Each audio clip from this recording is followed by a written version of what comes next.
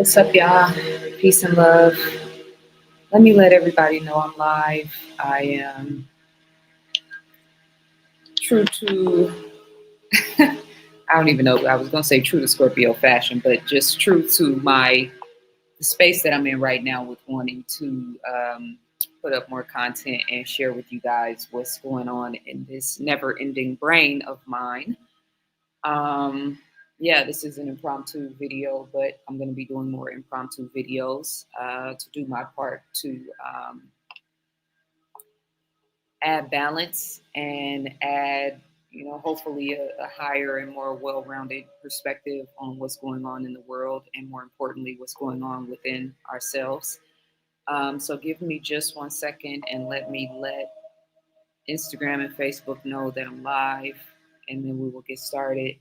Peace and love to everybody in the chat room. Very happy to see you guys present.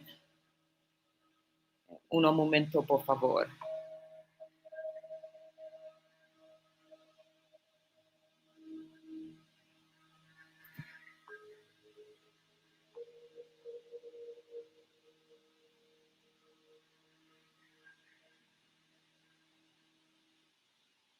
Envision a... That's not what I meant to do. My bad. Turned off my frequency music, but that's okay. I will get that back in order. Give me just 1 second. This is an interesting topic. Expectation is creation. It's something that another thing that Neville I heard Neville say, or AI's version of Neville anyway, in a video I was watching today, and so it sent my brain into a tailspin, and that is why that is the topic of this video in our conversation today.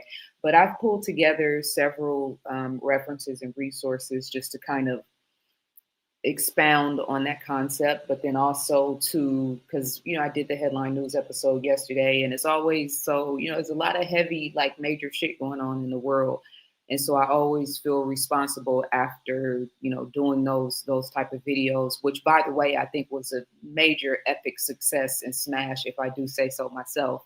Hopefully you guys, if you haven't watched it, you go back and watched it. I titled the video World War III, or WW3 is spiritual, but it's actually a headline news episode in reference to what's happening globally in Mexico, Cuba, Iran, and Venezuela, as well as the broader context of spiritual warfare. And so I enjoy doing that video, and I know when I enjoy doing the video, that means that it probably came off the same. So they demonetized that video, so I'll get to that in just a second. Let me just let everybody know I'm live, because here I go on my soapbox already and not even handling my business. So give me just 1 second. Okay, expectation is creation.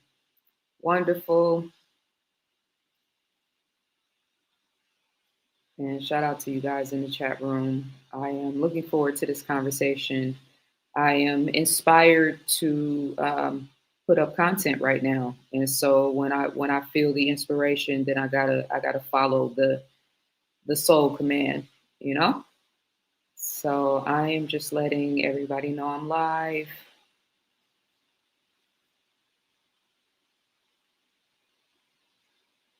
Let me get my frequency music back on, because that's the vibes that we're trying to set here. Okay, I'm live, family. Come through. Expectation is creation. YouTube link. All right, perfect. And let me let my membership channel know that I am live, so they can come through too. Peace and love, everybody. So happy to have you guys here.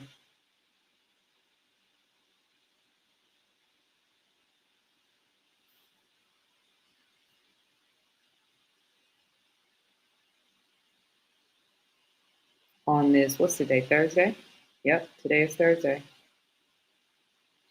All right, paste. Yep, and then let me just add this picture.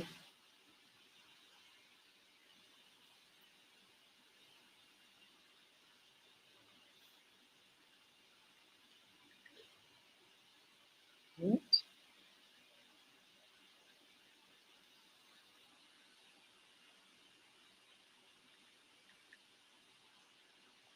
For some reason.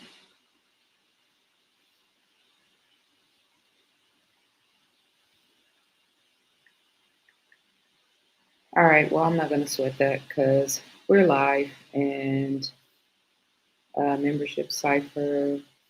All right, post. Okay, beautiful. So, how y'all doing in the chat room? What's good? Peace and love. Today is, let me see, hold on. What time am I starting? So I think I'm starting right around the 7 or 8 minute mark. So if somebody could put that in the comments once you watch this video, once the final video goes up, so I can remember to pin that or at least trim the video in the beginning so it's not dead space. But because this is an impromptu video, I always have to give a few extra minutes of space so that people can be notified that I'm here. So I'm not just here sitting talking to myself. Much love to my beautiful, beautiful sister, Ayana. I appreciate you so much. Yeah, you are appreciated too. She said, "You are appreciated, sis. Keep standing on business." Much love, Queen. I appreciate you so much. And yeah, that's what we're doing today. We standing on business. And the topic of today is expectation is creation. And I have a few different ways that I'm going to approach this topic because, I just spirit is really talking to me this morning when I sat down to do this video. I just really quickly wrote down a whole page full of notes, which lets me know, like, yes, I need to get this. I need to get this out into the world, right? Let me pull my frequency music back up real quick. And of course, they're going to play a commercial, but to try to ruin the vibe. But yeah, we're not doing that. And let me turn the sound back up. I always like to have the frequency music in the background to kind of set a vibration and a tone, using sound, using energy, using frequency to kind of reconvey the points that I'm making on a deeper level, but then also to keep me centered and to keep me square. So this is one of my favorites. You guys have heard this 1,000 times before. 639 hertz, attract love, raise positive energy, marimba meditation music. So yeah. So I have a quote, a reading reference that I want to read from the Holographic universe. I have a video clip of Bashar. I have a short clip of Lauren London talking about Nipsey Hussle and the recent dedication of Nipsey Hussle Square off of Crenshaw and Slauson. I have a short video clip about glimmer and the concepts of glimmer. And then I have my notes and a couple of other things I want to talk about. So, as a reminder, I did a headline news episode yesterday. I titled it uh, WW3 is spiritual, but it's actually a whole headline news episode. The total video is about 2 hours and 15 minutes. But that video is like heavy and jam packed with information and content and context. So make sure you guys go and watch that. They also demonetized the video, as I knew they would, because of the nature of the things that I was talking about. And I try to be a lot more, careful in my language and saying certain keywords because I know the algorithm will pick them up. But yesterday in that live, I wasn't really. I was in, I was kind of in I want to smoke mode. Not that I want to smoke, right? Especially with the algorithm, it can shut my whole shit down. But I was fired up, particularly because you always call me when I go live. I was fired up, particularly because of the imagery that I saw of the girls' school and what happened there in Iran. And so that plus a number of different things. So make sure you guys go watch that when you get a chance. And like I said, they demonetized the video. So if you love and appreciate that video and this video, I'm having a sale right now, 25% off of all my ebook workbook bundle. The Science of Sex, The Science of Self, Change Your Mind from Lack to Abundance, and Practical Steps to Health and Well-Being. That bundle is regularly $50. I have an additional 25% off sale right now. So that totals $37.50. So wouldn't it be beautiful if I could get like 10 of my listeners and avid supporters and followers who appreciate my work and also need some resources and content for life's purposes to invest? Wouldn't that be so beautiful if I could get 10 people to invest on behalf of all of that work that I did yesterday to do that headline news episode, right? To keep my foot on the devil's neck, but also to keep the frequency and the vibration of love and God and, righteousness in the ethers. I'm just saying. So the information is in the description. My Cash App information is in the description. Accepting all love, all super chats, all the things. But the greatest way you can support me is by supporting my books, because that is one of the things that I am here to do. I have a couple of announcements, but I want to get into the nitty gritty of this conversation, and I'll just kind of come back and sprinkle those things throughout my my announcements. So I showed this video, and I've shown this on many occasions in different points, right? Of this gray cat.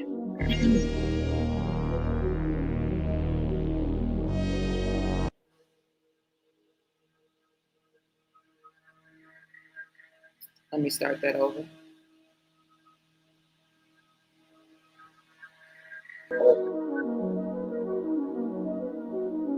So you can see the black cat is following the ray of light. The gray cat is not following the ray of light. The gray cat is following the person that is moving the ray of light. This is this video is messed up because I did a screen recording. I fast tracked this whole process to get this video up because I couldn't find it. But you guys have seen this before, I'm sure, because I've shown it in different videos. And so that red light beam that he is moving across the floor, and you see the black cat there who is looking at it everywhere it moves, and the gray cat looks at it for a brief second and then turns around and looks at the person who is moving the red beam of light, right? So we have to draw a line in the sand and be cognizant about which one of these states of consciousness we represent, right?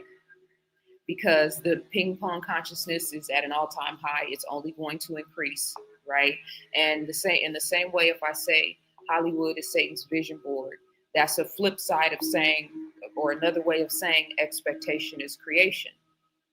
Because if they can implant ideas and manifestations and epidemics and pandemics and mass chaos and fear-based consciousness, if they can implant that using film, using television, in the minds and the subconscious minds of billions of people all over the planet, it's the same thing, and intentionally doing it, right? Because they understand that if you believe in the illusion, you're going to help build the world directly or indirectly. And so the flip side of that, the righteous side of that, the God perspective of that is that, yes, you do have the power to accept something into your mental realm, into your subconscious mind, into your belief system about life and about the world and about consciousness, and make it manifest. That's how powerful we are. But in this time of extreme distraction and extreme chaos of the mind and the heart and the spirit of a lot of people that we are engaging with, directly and indirectly, right? This is when the focus on not just the person that's moving the ray of light, the beam of light, right? But then, because that's a stage. Another stage is completely turning your back to his ass, like Daniel did in the lion's den, which of course was not a real story. It's a metaphor, symbolism, just like most of the stories and reference points in all of the scriptures. Metaphors and symbolism, not people to be worshipped, but stories and reference points to be studied and understood. So this topic, excuse me, let me take this down. And I'm just going to share this background real quick. Shout out to you guys in the chat room. I have not tapped in with you guys just yet, but I will in a second. I just want to kind of get into the nitty gritty of what we're going to be talking about today, because I always mean to not have long intros when I do the videos. I'm like being conscious of that, but I just be having stuff to say. And I have products to sell and a business to run, and I'm human too. And so if I need to just like vent for a few minutes and talk about whatever I need to talk about in the beginning, then please have patience and empathy with me in the process. So where is this? I remember reading in one of Deepak Chopra's books where he was talking about the participatory universe, right? Now, this is right in alignment and context with expectation is creation. So just follow me. And shout out to everybody in the chat room again. Y'all hold me down, and I'm going to come and tap in with you guys shortly. The participatory universe, I first heard about it in a Deepak Chopra book, just for reference, but is a concept proposed by physicist John Wheeler, suggesting that observers are not only merely passive spectators, but active participants who help bring the universe into existence. It posits that quantum observer-dependent reality means that acts of measurement and consciousness are necessary to create or collapse quantum possibilities into definite actualized events. Key aspects of the participatory universe, observer-dependent reality. Wheeler argued that the universe is a self-excited circuit where the cosmos gives rise to observers who in turn, through their observations, help create the universe. Quantum interaction. This concept stems from quantum mechanics, like the double slit experiment, where the observer's choice to measure a particle or wave determines its behavior. Delayed choice experiment. Wheeler proposed that our current measurements can retroactively influence the past of a particle, suggesting that the past is not fixed until it is observed. Information-based. The universe is considered a self-synthesizing system that creates and maintains itself through the generation of information akin to a game of 20 questions. Now that sounds lofty, right? That sounds spiritually, scientifically up there in the skies. I need a ladder to climb up to make that make sense, right? But let's bring this down into layman's terms. We always say, all of us say, everybody listening to this will bear witness that words have power. Well, what does that mean? I'm just sitting here talking. You guys aren't in the same room with me. You can't, I'm not, how can my words affect you while I'm sitting in my place here in Los Angeles, California, and you're in Dallas or Detroit or London or somewhere in the motherland or Japan or, right? You're not in my physical presence. What do you mean words have power? How can my words halfway around the world be affecting you in a way that hopefully reaches into your spirit and into your soul and shines a light? How is that even possible? It's the energetic resonance of my voice. It's the energetic resonance of my intention. It's the energetic resonance of how I was inspired when I was listening to this passage of Neville Goddard. And so much so, when he said these words, expectation is creation, I kind of zoned out and tapped out of everything else he said. I got to go back and actually listen to the video again, because those three words really kind of, you know what I mean, took my mind into a place, reiterating the point that expectation is creation. And so in context of what we just read there, and then we turn around and say words are powerful, and I always use the example of the movie Boys in the Hood, and when Doughboy was standing on the porch, and his mother was like, "You ain't gonna be shit. You ain't gonna ever be shit. Your daddy wasn't shit. ... all the things, right?" Versus the loving and empowering and nurturing way that she spoke to her other son, right, Ricky.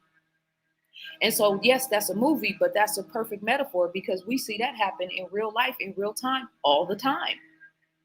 It's how siblings grow up and in the same household have two completely different experiences.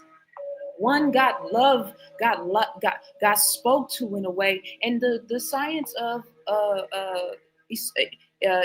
God, I always mess his name up, so I should always have his book present. But you know, the Japanese scientists who did the studies with water and spoke life into one glass of water, or poured or played music that had high vibrations, and then put another glass of water in a dark, dank room and didn't give it any attention and talked to it negatively.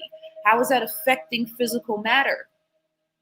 How is that causing a glass of water to either crystallize like a snowflake or turn into mud and residue? This is a physical reaction.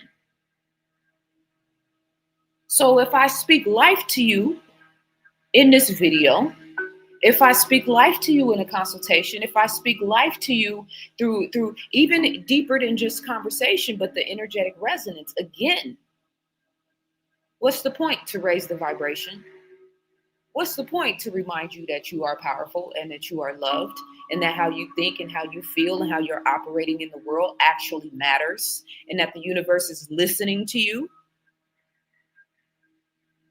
The universe is reacting and responding to you. The universe is tuned in and tapped into you.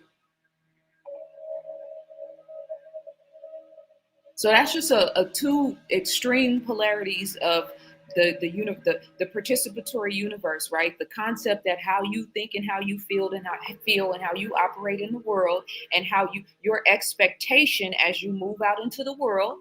Because we think of our relationship with the world as a one-way street. This me, Zaza, going outside, going to the store, going to the park, conducting business, talking to people, interacting in the world. So I'm seeing things from the outside, from the inside looking out.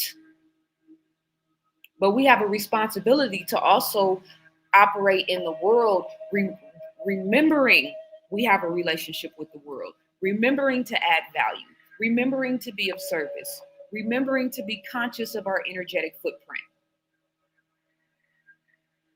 Macrocosm, microcosm. Macrocosm is quantum physics, double slit experiment.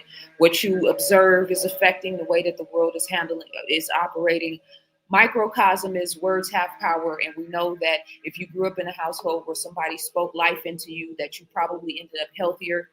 Somebody that really loved you, you probably ended up with a better state of mental and physical and emotional and spiritual countenance, how you're operating in the world. You probably got a better job. You probably were more likely to be successful.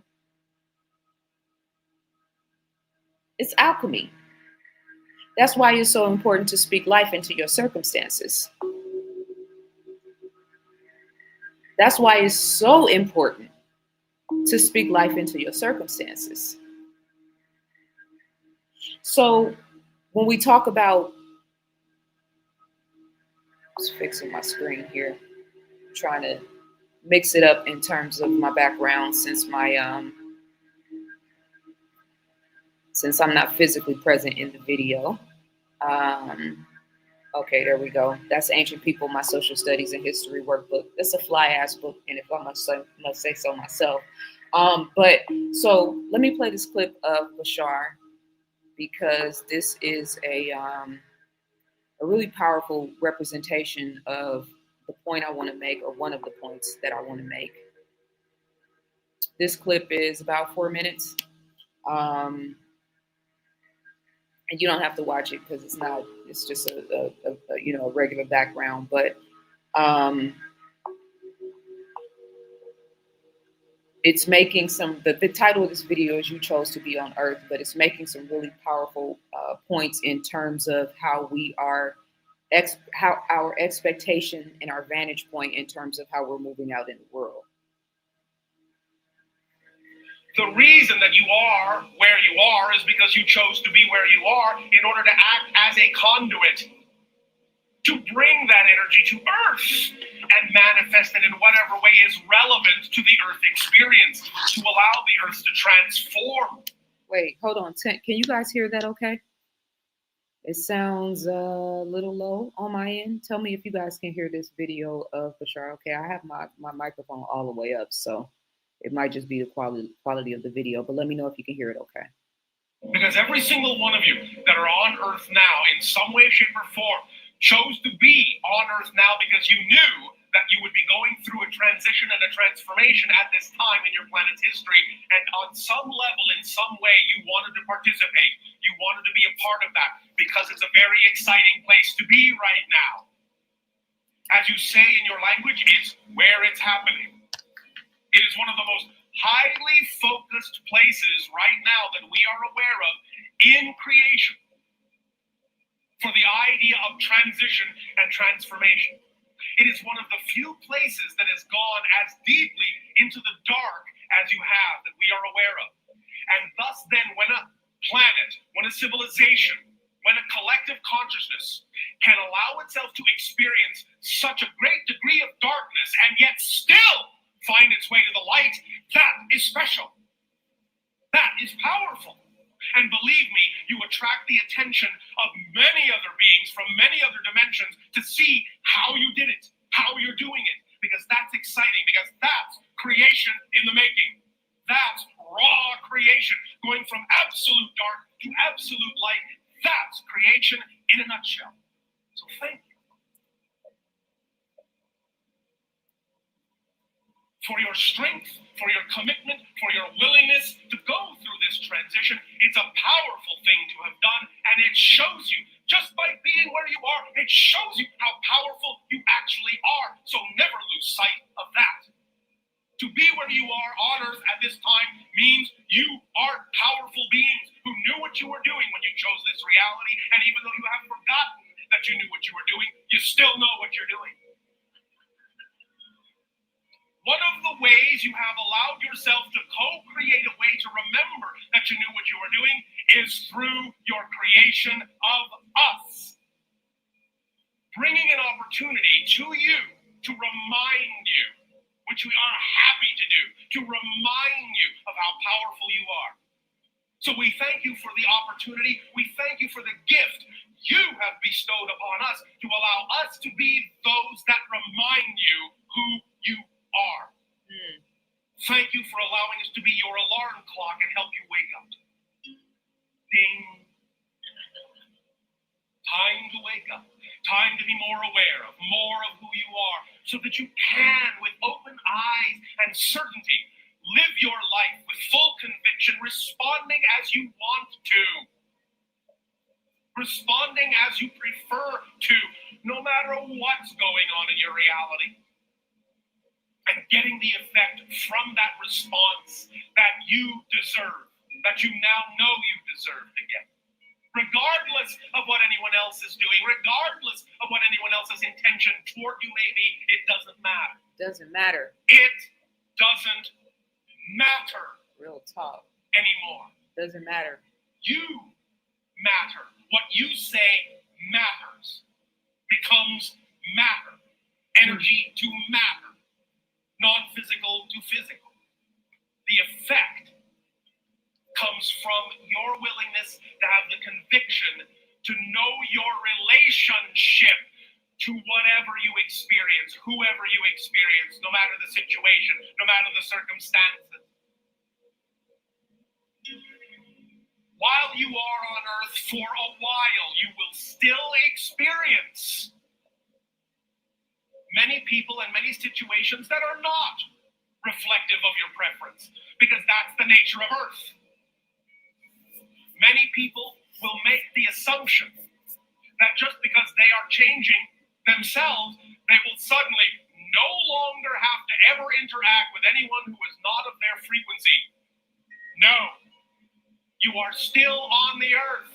It's still going to be a mix of things for a little while longer, but that's okay. It still gives you an opportunity to see in absolute example what you do and don't prefer.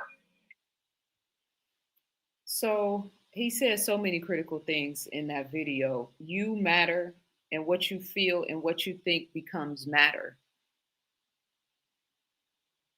And that when he said, he said, we came here, he's talking about the realm of consciousness that he represents. But I relate to that so much, that intention, that notion of reminding you who you are. When he talked about Earth being where it's happening, right? And, that's why it's an oxymoron in a lot of the Eastern schools of thoughts, where they talk about like this Earth experience and coming into a physical body is like the most damning, hellified, worst thing, like our souls are damned or trapped in some sort of hell in the physical realm. Like, nah, this is just a school.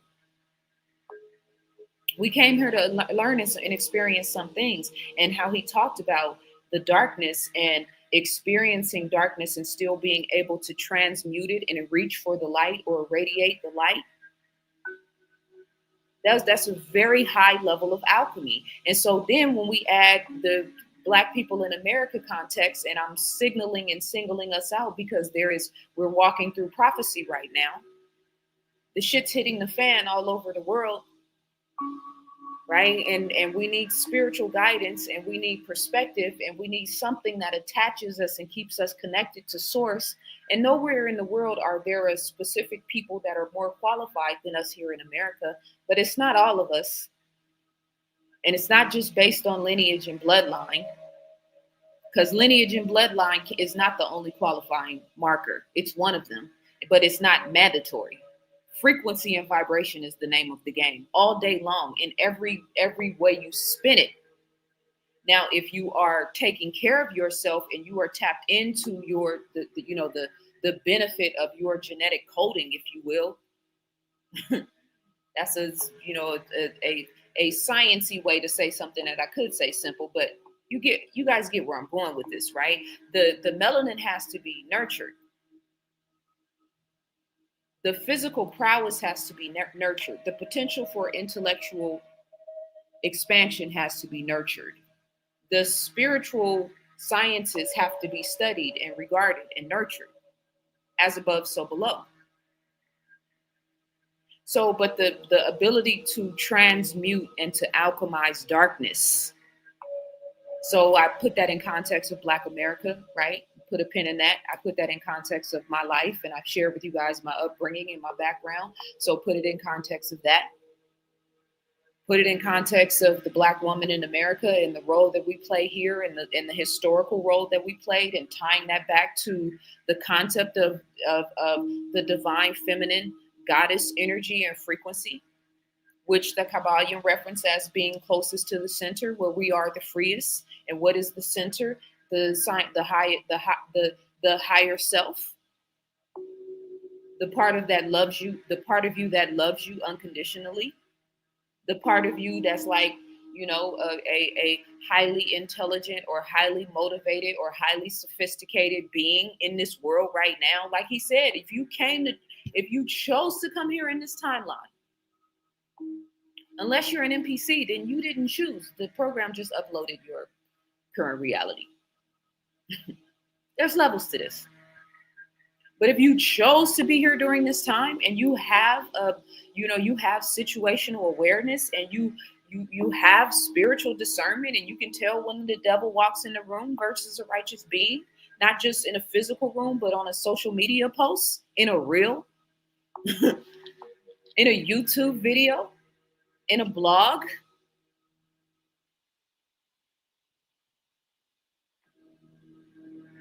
Discernment is critical in everything right now. So kudos to those of us who are operating in the world, still reaching for the light. Like he said, there's extreme darkness taking place on the planet, and we still got powerful men and women and kings and queens and gods and goddesses that are still here reaching for the light. I think that's the flyest shit ever.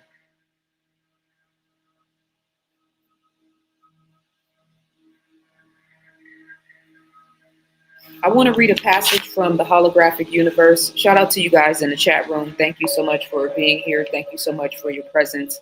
I keep saying it. I'm always going to say it. It's always a beautiful feeling for me to be able to just turn on the camera or go live and then have people show up and listen and be interested and engaged in my thoughts and perspective.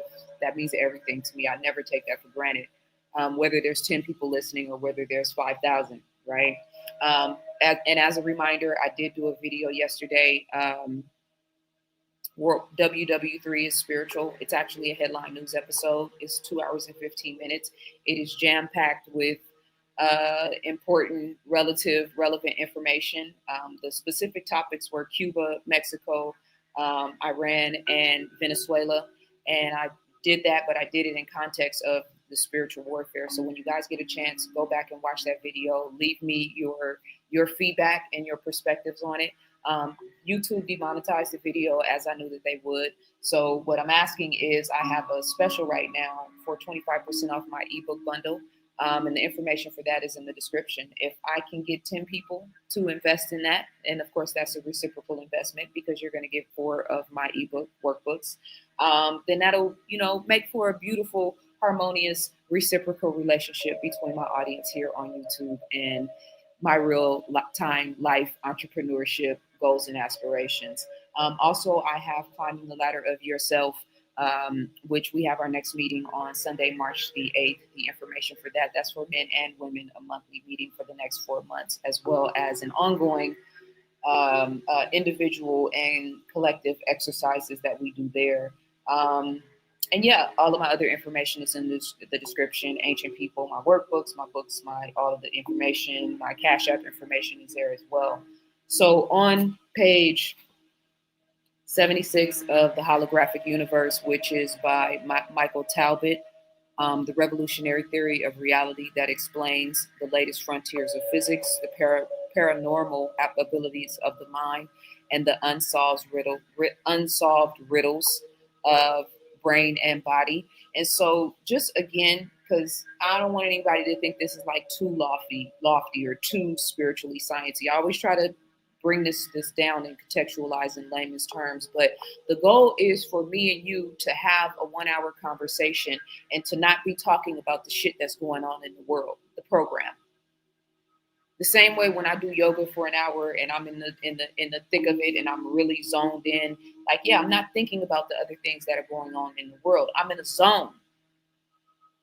So we're expanding conversation. We're expanding consciousness in this conversation, right? We're in this world, but not of this world in this conversation, right? We're not just talking about the devil and the scarcity consciousness and the fear and the lack-based consciousness and all of the things that the world is trying to perpetuate. No, we're raising the bar and the frequency in this conversation. And it's important to do this again after having a conversation like yesterday where we're talking about wars and rumors of wars and chaos and destruction and all of the things.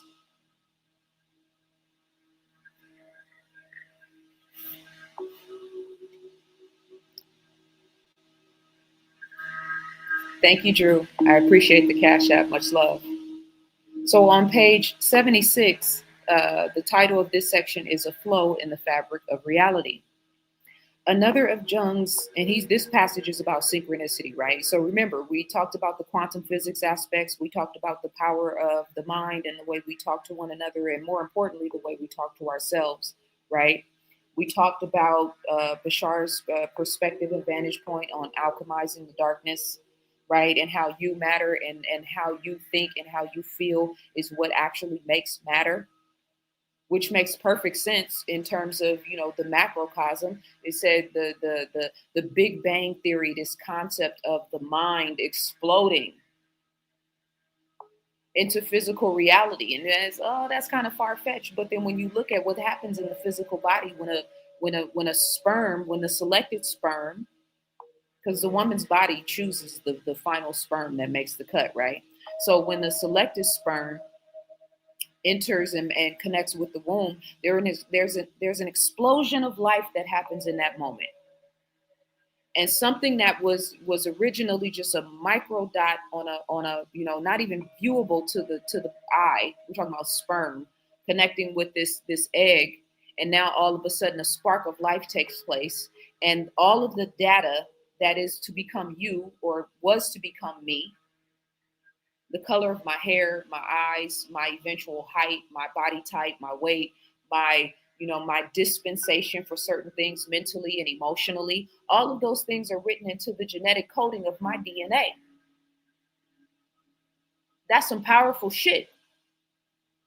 Now, if you contextualize that and then think about all of the random everyday things that we are currently so inundated by and fearful of, yeah, we got to break this bandwidth of consciousness, this hamster wheel that we're all on. It's important for us to have these type of conversations so we can get off. Because I'm not playing this game with these people. Not again. I didn't even play it in 2020, and I'm damn sure not doing it now. The stakes are too high.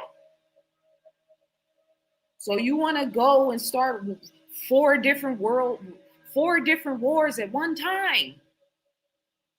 Shit just popped off back to back to back to back to back. Who do these people think they are? So if Satan's on 10, then that means God's got to be on 1,000. That's what we here for. Thank you, Timberly. I appreciate the Cash App love. I said if Satan is on 10, then that means the gods and the goddesses have to be on 1,000. Hence the reason for this conversation. So, a flow in the fabric of reality. You guys should see I'm on one right now. This is a beautiful thing. God is the greatest, you know? You can replace God with whichever title for your concept of endless consciousness and love and everything that entails life and spirituality. You can use whatever title you like. I'm here for them all. You know, Allahu Akbar. Another of Jung, he's talking about Carl Jung, another of Jung's great contributions was defining the concept of synchronicity. As mentioned in the introduction, synchronicities are coincidences that are so unusual and so meaningful they could hardly be attributed to chance alone. Each of us has experienced a synchronicity at some point in our lives, such as when we learn a strange new word and then hear it used in a news broadcast a few hours later, or when we think about an obscure object and then notice other people talking about it. Now, this is a macrocosm. Let me pause this for a second because I want to say something. Something just came in my mind. Because we have the context of synchronicity that he's talking about, and I'm getting ready to read that to let it unfold. But there's layers and levels of what we consider synchronicities. It's also a synchronicity if we are out in the world radiating the void of trauma from our childhood, or radiating abandonment and abuse and neglect issues, or radiating never properly being loved, or radiating a lack of belief in ourselves, self-care, self-love, self-affirmation, self-awareness, all of the things, right? It's also a synchronicity if you are radiating this frequency and embodying this energy that you go out into the world and you connect with people that neglect you, or jobs that don't value and appreciate you, or life circumstances that keep you locked in fear and lack-based consciousness and scarcity-based consciousness. This is synchronicity. And so I'm making sure that as we are talking about this like high concepts of spiritual science and these universal laws, yes, there's a macrocosm, but the microcosm is very simple. Maybe difficult to conceptualize, but again, Doughboy on the porch with his mother telling him he ain't shit, he ain't gonna ever be shit. Boys growing up without enough lap time with their mothers and never being properly loved and nurtured and hugged and caressed and poured into. Girls never having the wisdom and benefit of a father to teach them, you know, masculine compassion and masculine love and protection and safety and sovereignty. You know, a lot of us grew up in households where we didn't feel safe. That's a hell of a mountain to overcome energetically. I got to a point where I was like, yeah, I know I didn't have certain things, but I definitely deserved that shit. And remember, Bashar used that word too. Respond to it the way you want to. You give it meaning. You give the trauma meaning. You give the difficulty and adversity get meaning. That's why I claim Oakland to the 1000th degree. Yes, I grew up in the hood. That's not a hindrance to me. It's why the world loves me. You know what I mean? This is why I talk shit on occasion. It's why I love Black people. It's why I have thick skin and I can deal with all of the weirdo shit that comes with being a social media quote unquote influencer. Although I'm really just an author and a tree hugging nerd that just came to share my life experience and vantage point for a little while. I'm here for a good time, not a long time, you know? That's the Oakland. You see, I say I pop shit sometimes. So, but it's all a part of the charm. the laughter, right? The jokes, all of the things. Oakland was a wonderful womb experience. America is a wonderful womb experience if you alchemize the circumstances. If you don't, you'll end up on Figueroa or Skid Row or in the Fillmore district in San Francisco, or on the block somewhere around the world, pimped up and hold out, or in the corporate world, pimped up and hold out, because, these things are all relative. So let me come back to Carl Jung. A few years back, I experienced a series of synchronicities involving the rodeo showman Buffalo Bill. Occasionally, while doing a modest workout in the morning before I start working, I turn on the television. One morning in January 1983, I was doing push-ups while a game show was on, and I suddenly found myself shouting out the name Buffalo Bill. At first, I was puzzled at my outburst, but then I realized the game show host had asked the question, quote, what other name was William Frederick Cody known by?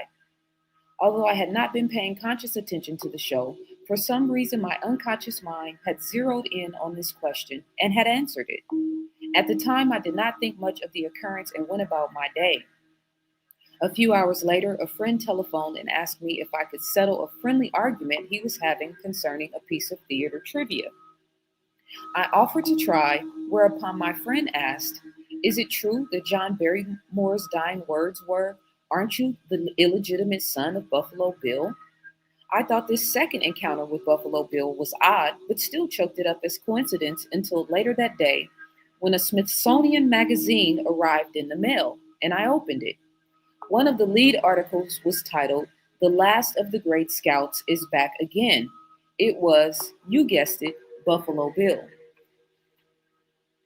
Incidentally, I was unable to answer my friend's trivia and still have no idea whether they were Barrymore's dying words or not. As incredible as this experience was, the only thing that seemed meaningful about it was improbable nature. There is, however, another kind of synchronicity that is noteworthy, not only because of its improbability, but because of its apparent relationship to events taking place deep in the human psyche. The classic example of this is Jung's scarab story. Jung was treating a woman whose staunchy, rational approach to life made it difficult for her to benefit from therapy. After a number of frustrating sessions, the woman told Jung about a dream involving a scarab beetle. Jung knew that in Egyptian mythology, the scarab represented rebirth and wondered if the scarab represented rebirth and wondered, in Egyptian mythology, the scarab represented rebirth and wondered if the woman's unconscious mind was symbolically announcing that she was about to undergo some kind of psychological rebirth. He was just about to tell her this when something tapped on the window, and he looked up to see a gold-green scarab on the other side of the glass. It was the only time a scarab beetle had ever appeared at Jung's window. He opened the window and allowed the scarab to fly into the room as he presented his interpretation of the dream. The woman was the woman was so stunned that she tempered her excessive rationality, and from that point on, her response to therapy improved. Now we're talking about magic, right? I'm here for the magic. I'm here for the wanderlust. I'm here for the imagination, for the inspiration, for the excitement, for the passion, for the creativity. So we're talking about magic. Thank you, sis, for the super chat. I appreciate. Not super chat, the Cash App. I didn't catch your name. I was side-eyeing my phone here, but I appreciate you. Much love. On page 80, the next page, it says, quote, well, obviously a quote. Pete, who is referencing this particular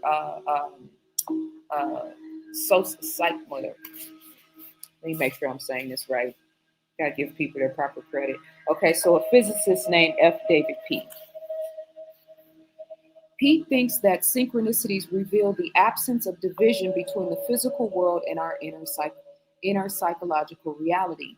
Thus, the relative scarcity of synchronous experiences in our lives shows not only the extent to which we have fragmented ourselves from the general field of consciousness, but also the degree to which we have sealed ourselves off from the infinite and dazzling potential of the deeper orders of mind and reality. According to Pete, when we experience a synchronicity, what we are really experiencing is the human mind operating for a moment in its true order and extending throughout society and nature, moving through orders of increasing subtlety, reaching past the mind of the source of mind and matter into creativity itself. Now, we're going to bring that down to layman's terms because wisdom is simple. Thank you to Jung for the high vibrational, you know what I mean? I'm here for words. I'm with you know what I mean? I'm with the lofty. I know how to transmute and translate, but wisdom is simple, right? By the way, shout out to all my membership channels. We're getting ready to relaunch the book club. I'm so excited about it. When I was reading through this earlier, I just was like, yeah, we're getting ready to get our book club game and vibration back on. I'll be making an announcement about that very soon. But what I wrote when I read this passage, I highlighted part of that.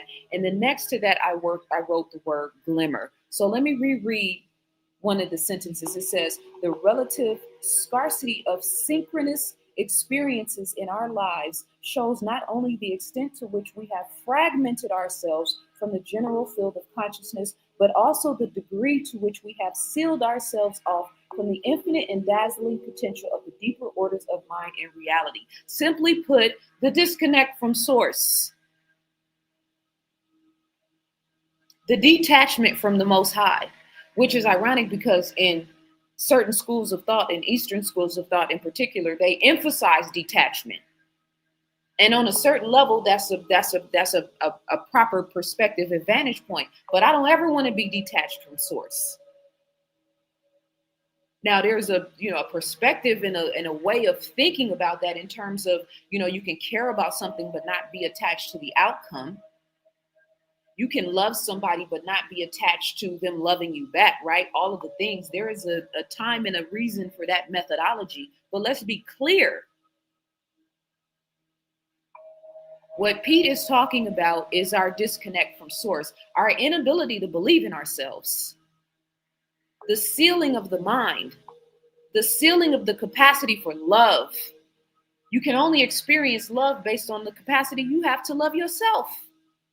Now, you might get blessed with a soulmate or a partner that comes and helps you get on the right track to that eventual goal and aspiration, but you still got to have the eventual goal and aspiration. If you're married, if you're single, if you're intentional about being with someone, finding your soulmate, twin flame, love flame, all the things, you got to at least have set the intention to be loved, to experience love at the highest heights. So people be like,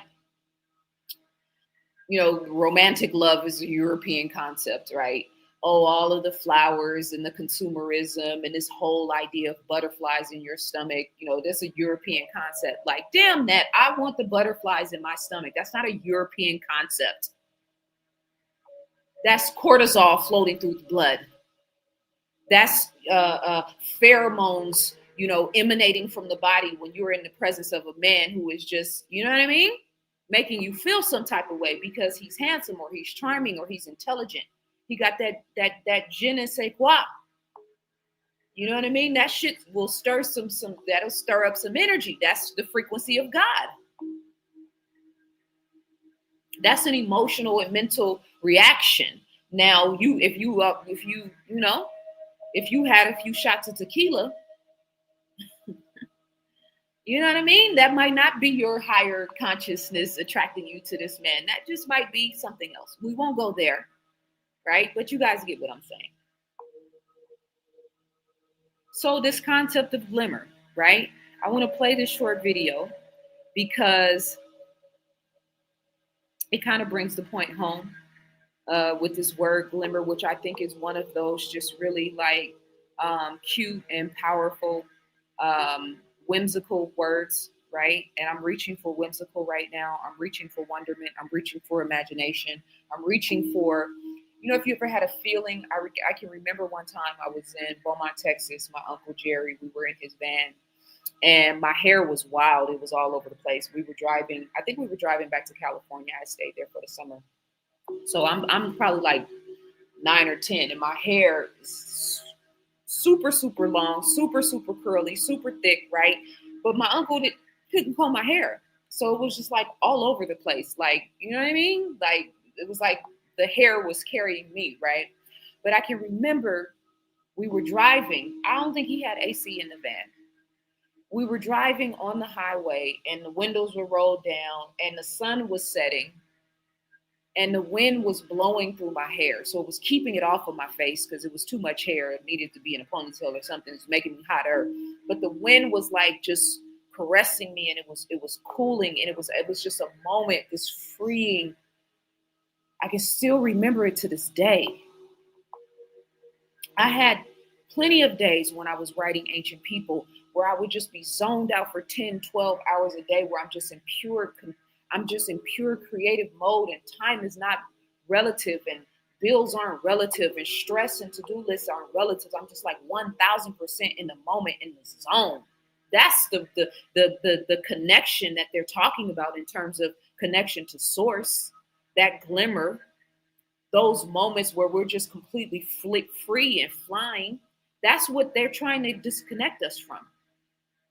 That's what the hamster wheel is about. That's what the scarcity and lack-based consciousness is about. That's what the fear is about. Because they know if they leave us alone, they know if we just have the tools and resources. That's why I like the cooking channels and the HGTV. You know, when a person can just get their shit flipped and redesigned overnight, and it was, you know, tore down or raggedy, or it needed this and it needed that, and you didn't have the money. And so, yeah, we came through with the money, with the tools, with the carpenter, with the resources, and pimped your shit out. That's the kind of world I want to live in. Not to mention, I'm interior designer and decorator by trade. So, but then you even have the cooking shows where you take these home cooks, or these people who are trying to start businesses and open restaurants, and you put them in the best world-class kitchens. You give them the best world-class ingredients. You give them top of the line everything, and then they start to make magic. That's how it should be. If you're a painter, you should have access to a studio with the best quality paintbrushes and paints and all of the things to just go in and make some fly shit. If you're a designer, you should have access to the best materials and seamsters and seamstresses and people that can show you how to create patterns and beautiful things. That's the world I want to live in. It actually is the world we live in, but, we just got to trim the fat.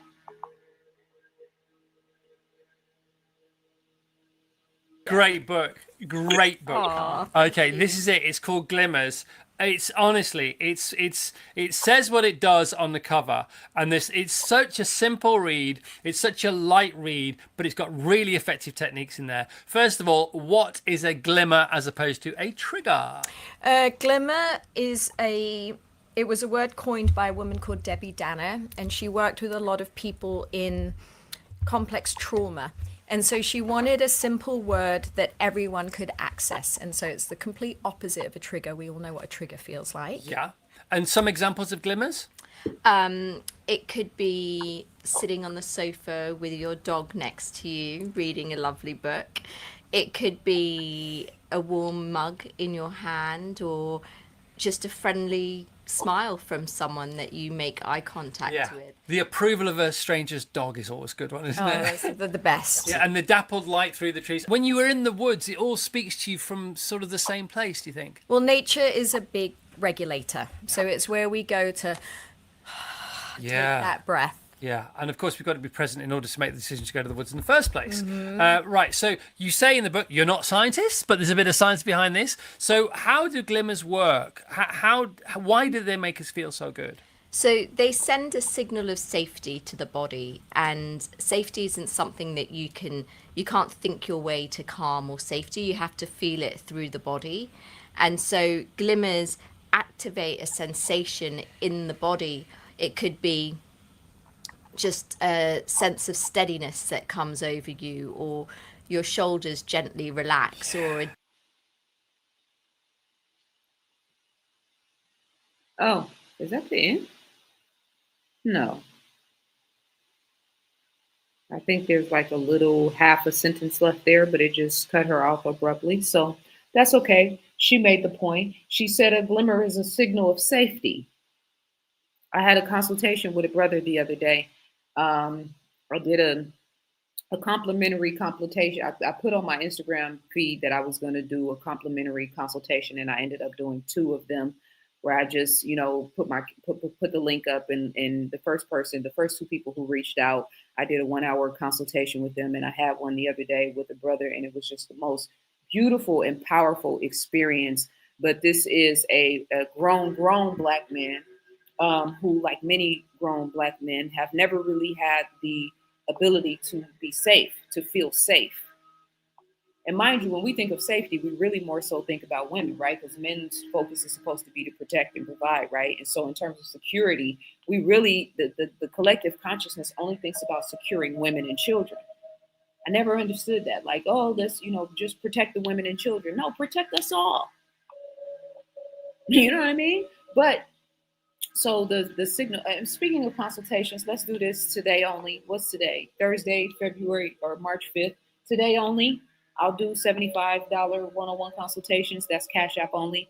You want to talk to me for an hour by video or by phone, that's 50% off my normal price. My Cash App is in the description, and email me info@ZaZaAli.com your confirmation, and we will set that up. I'll send you my calendar. So in the bigger scheme of things, right?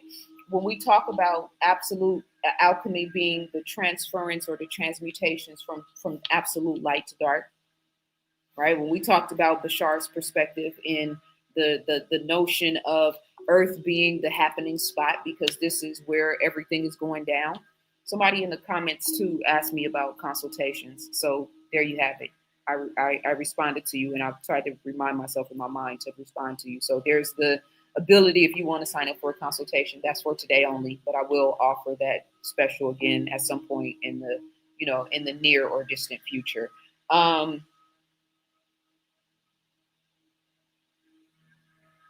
want to play this video of Lauren London at Nipsey Hussle's dedication. It's a really, really short video, but this ties into, again, to synchronicity. This ties into, again, expectation is creation. It ties into the power of our words, right? And like Bashar said, you matter, and how you feel and how you think becomes matter, right?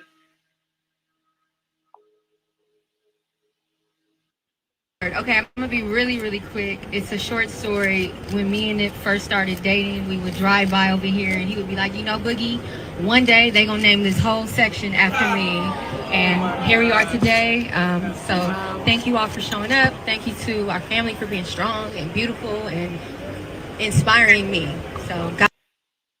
So she said, when her and Nipsey first started dating, they would drive by, and he would say, one day they're going to name this area after me. And it's basically the corner of Crenshaw and Slauson, which is a... God bless you all. Okay, yeah, see, that's what I thought. I don't know why the videos are like stopping in mid-swing. But she said that, he would drive past there and say that one day they're going to name this whole area after me. And mind you, this is a mecca of energy.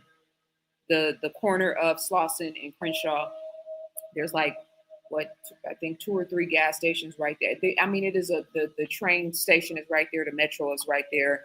It is a very, and then a Marathon clothing store is 1 block over on the other side of the gas station. So it is a very highly dense, a lot of movement, a lot of activity, a lot of energy, a lot of culture, a lot of history, all of the things, right? So when Lauren is saying this, it made me think about Neville Goddard telling a story in his book, or one of his books. I forget which one it was. I have the complete reader on Audible, so I just listened to all of his books in one book. But he's telling this story about this Indian man who fought in the war. Some of you guys have probably heard me tell the story before. But this Indian man who fought in the war, a dark-skinned Indian man who fought for America in a war. And when he came back home from the war, that he was denied, the benefits that he was supposed to have access to in the proper treatment of a soldier, right? And so he kicked up some dust. No, I'm sorry, wrong story. Right story, but wrong context. So he went and fought and he died. Pardon me, I got it right. He went and fought in the war and he died. And when his body was flown back home and they found out that it was an Indian man, they wouldn't give him the regular representation, 21 gun salute, right? Honorary soldier type of burial, all of the things, right? They denied him. And when they denied him, it became a big deal because everybody in that community was like, what do you mean? He fought and died for our country. It was obviously racism, but it was everybody kind of coming together and sort of standing up against this injustice. So long story short, he ends up getting full, throttle, ceremonial, burial, soldier, 21 gun salute, like all the bells and whistles, all the things that, an honorary soldier would want to take place. So they're interviewing his wife at the ceremony, and they're asking her, what do you think of all of this? The way that everybody is sort of standing up and honoring your husband. And she says, it's the most wonderful, fascinating thing ever. She says he always said that he was going to have a major, sort of regal soldier's homecoming when he died, and that, it was going to be a 21 gun salute and all of the funeral, all of the bells and whistles that take place when a soldier transitions. She said he said the whole time that this was going to happen, and he hadn't fought that long. He was young, 21, so it wasn't like he had this long-standing career where he, where he sort of earned, if you will, this sort of royal treatment on behalf of a soldier, right? But he spoke it into existence, just like Nipsey spoke it into existence. And so here we are, like consciously creating reality, but from the other side. But but not from the other side, because it was written. It was written through vocalizing. I was having a conversation with my brother yesterday about language, and he was talking about the bastardized English language and how it doesn't have power, and we, our normal tongue and our ancient tongues and all of the things and the power of that, etc. And I'm here for all of that, 100%. But I also know the power of the tongue, no matter what language you're speaking. And then there's the energetic, language that we're all speaking. There's layers and levels to this. But the point is, the man set up a honorary soldier's send-off that is only usually reserved for very high-performing, skilled soldiers who are very skilled in battle. He projected it into the future. Nipsey Hussle, Lawrence said he told her, one day this square is going to be named after me. Now, would this all be taking place if Nipsey hadn't died in such a violent, traumatic way at such a young age? We'll never know.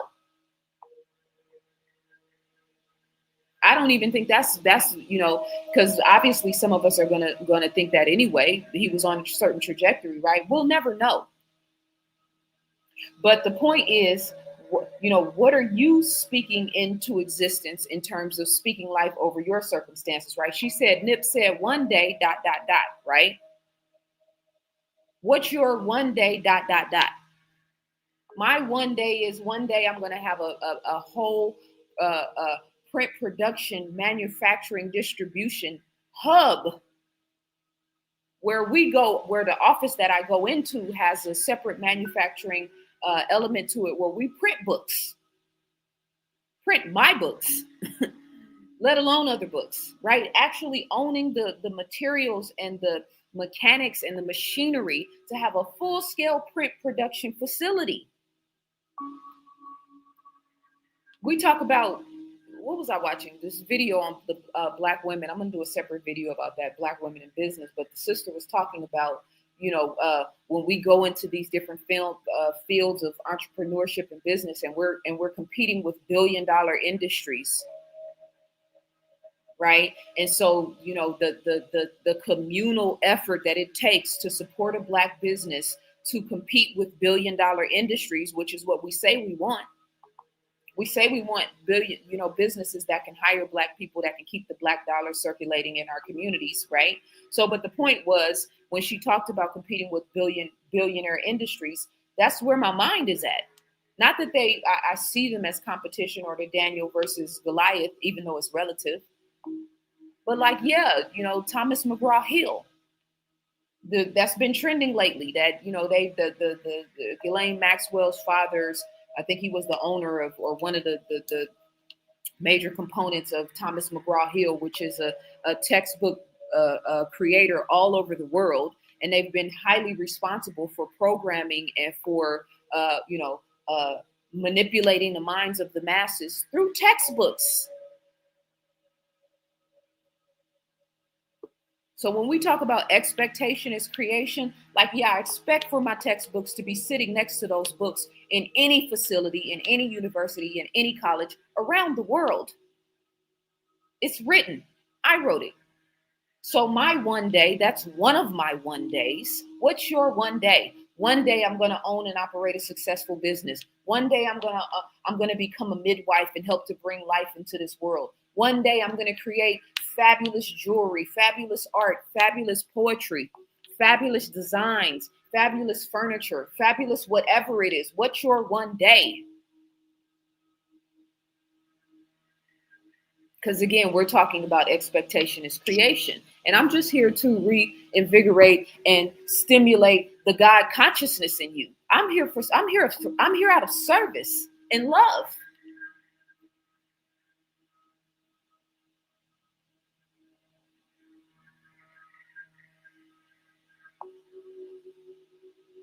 One of the key components, she said, to glimmers is a signal of safety. That means safety from financial insecurity. That means safety from worrying about or expecting or thinking that people are going to abandon us or mistreat us or do us wrong. That means safety from food insecurity and water insecurity and housing insecurities and mental and spiritual and emotional wellness insecurities. Lack of ability to create the way and do what you really want to do and live how you really want to live. Insecurities, because in my opinion, that's one of the main contributors to anxiety and depression. People are living lives that are not in alignment with their true authentic selves. And that's not acceptable or a viable option for me at this point. And that's one of, you say, well, what's the problem? We know the problems. What's the solutions? That's one of them. To be your true authentic self, to reach for the stars, to create without limitation, to set the intention to be able to create without limitation. Because you might say, well, I got to work a 9 to 5 right now. Okay, so then do what you got to do so you can do what you want to do. Stop being afraid to fly. They're not. Satan's not afraid to fly. I said in my Instagram post, in my story the other day, I have to remind myself sometimes I'm doing something that's never been done. Of course, it's not going to be easy. Of course, people don't want to be a part of it until they see it actually is successful. Of course, people are going to doubt. Of course, there's going to be a lack of support. I'm doing something that's never been done before. I stand on that. I'm proud of that. So, again, Lauren said, Nip said, Book, one day I'm going to ... What's your one day I'm going to ... Because the stakes are high right now. So this is the time for us to live big, real big, like Nip said. Dream big, think big, feel big. I don't care how much negative conversation there is about dating, about Black men, about the male-female dichotomy, about gender wars. You will never turn my heart bitter and cold against men, ever. Yeah, the fuckboys need to be addressed. Don't get me wrong. I'm a magnet for them. I know. But they pale in comparison in terms of the importance and the value and the beauty and the balancing factor of men. I don't ever want to live in a world that's just a whole bunch of women sitting around singing Kumbaya and we hate men. You guys can keep that shit. I want no parts. And I don't want to be anywhere where there are no men. No disrespect to my sisters. Now, if we, coming together and doing our sisterhood thing, then of course.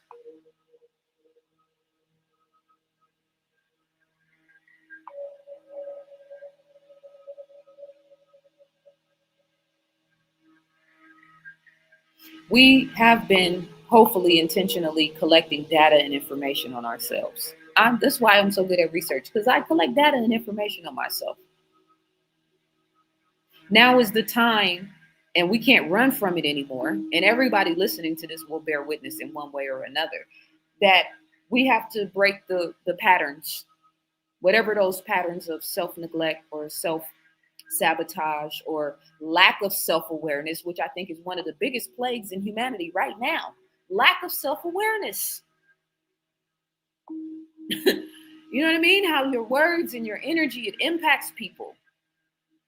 How your lack of self-love impacts people. If you're a parent and you live in a house with children and you don't love yourself and you're not grounded and rooted in yourself, whether you talk to your kids about that shit or not, I guarantee you it impacts them. That's why being a parent is a master teacher.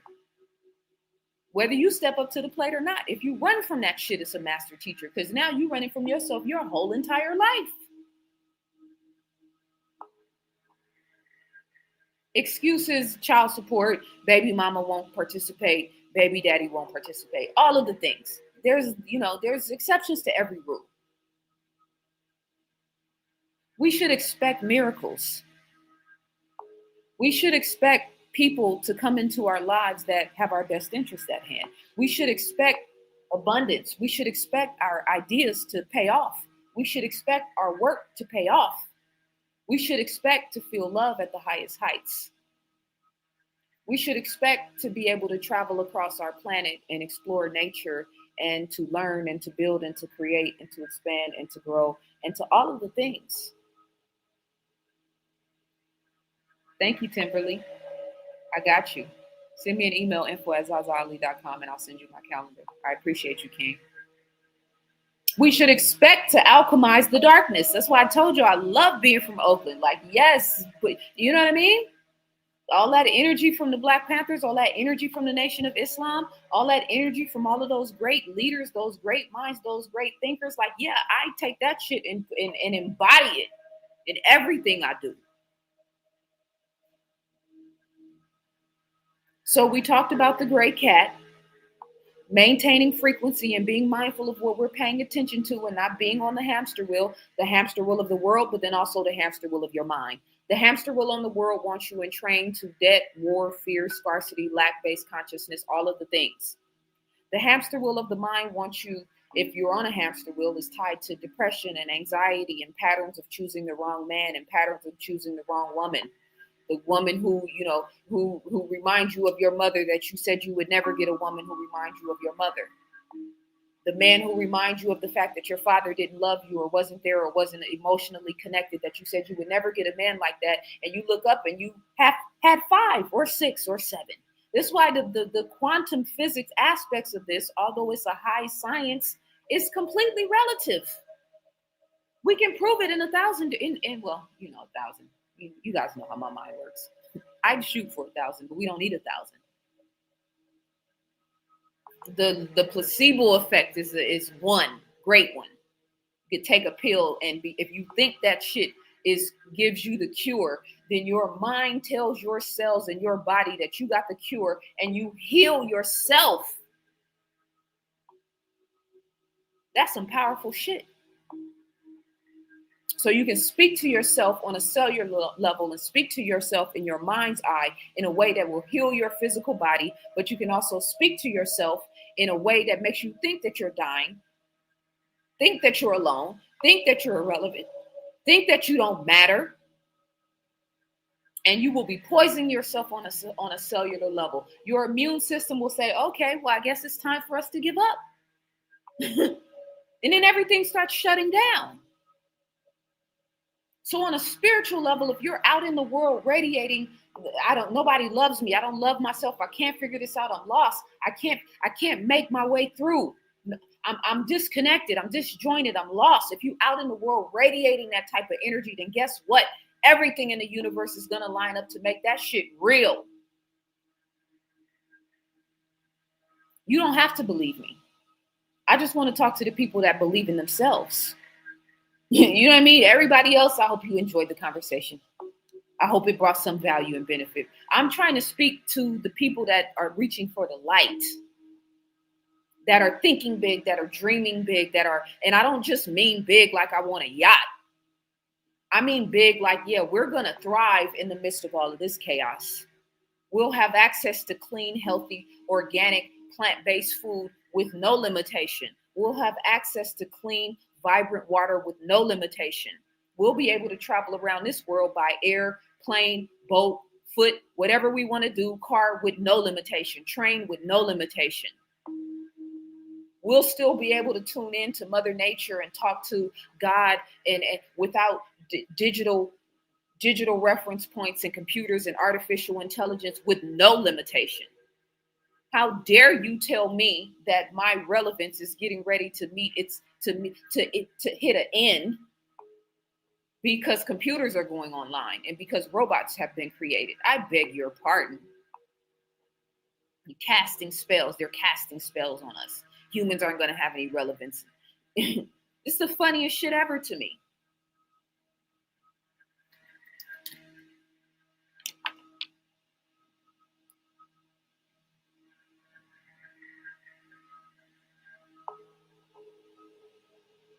I'm just going over my notes, making sure I said everything I wanted to say. We got to be careful with ourselves. We have to be mindful of how we're thinking and how we're feeling on a whole nother level right now. We have to be intentional about being mentally, spiritually, emotionally, and physically balanced right now. So that means every day you should do something for your physical body. The outward physical body, exercise, stretching, working out. The inward physical body, herbs, plant-based foods, salads, greens. Your mental well-being, listening to content like this that's speaking love into your mind and into your heart. Reading books like the one I just read or any type of content that raises your frequency and vibration. Spiritually tapping in, going out and spending time in nature, putting your feet in the grass, walking outside, physically moving your body. Connecting with nature, meditating, sitting and listening to frequency and energy music like what we have in the background. Yes, that is a spiritual experience. Doing yoga, doing Reiki, tapping into the microcosmic orbit, acupuncture, acupressure, all of the herbs, all of the things. These are all spiritual sciences. So it's all relative. Protecting your emotional well-being, meaning staying sucker free. Stop surrounding yourself and dedicating yourself and being loyal to people that don't have your best interest at hand. That's a very simple context, but it's the hardest shit to do. Because a lot of us are loving from a place of trauma and abandonment. And you know what I mean? You want to leave, and now I don't really care if you leave, but I'm so stuck on the fact of you leaving. This is the ultimate mind game. But in the end, again, many, if not most of us, have never been properly loved. I want to be properly loved. I put that shit out into the ethers. I don't just mean by a man and in a relationship. I mean in every room I walk in every person that has the benefit of coming into my life and being a part of my inner cipher. Everybody that reads my books. And I don't say that on no stroking my ego, like, yes, I love you. I love your work. I read your books. Like, nah, love my shit because it brings you closer to God. Love my work because I gave you 10 or 20 or 30 resources and references where you can go and get the science and the information for yourself. I'm just a vessel. That's why I want people to love my work. I'm just trying to bring you closer to self, which is God. Speak life into your circumstances. Speak life into your affairs. Speak life into your business. Speak life into your finances. Speak life into your children. Speak life into your mind and in your heart. Speak life into your dreams, your goals, your aspirations. Speak life into your health and your physical well-being. Speak life into your emotional vitality. Speak life into the best case scenario. Speak life into the best case scenario.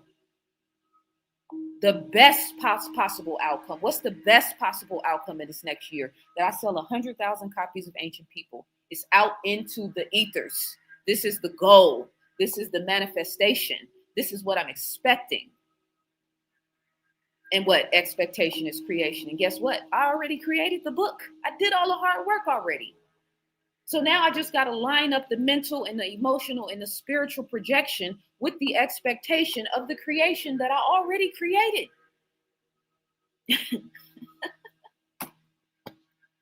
Oh, this is soul food. Thank you guys so much for listening. What is my ask for today from the video? Go back and watch the headline news episode, first of all. Feed on that. That's soul food.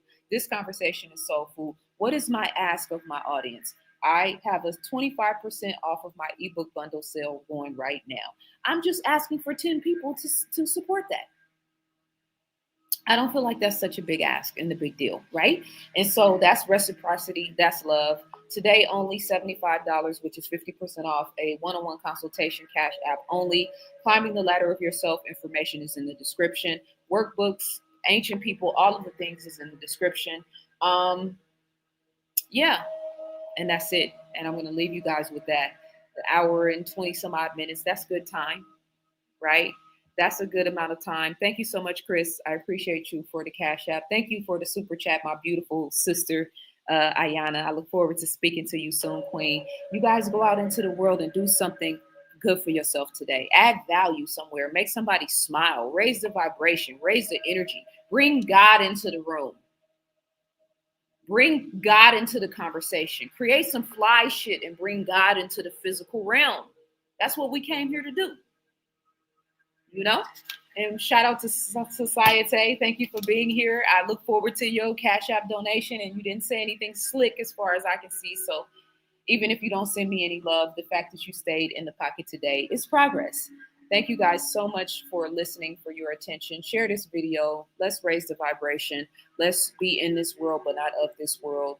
And be mindful of situational awareness, yes, but our energetic footprint and frequency, most importantly. Have a beautiful day, and I will see you guys very soon. Peace and love.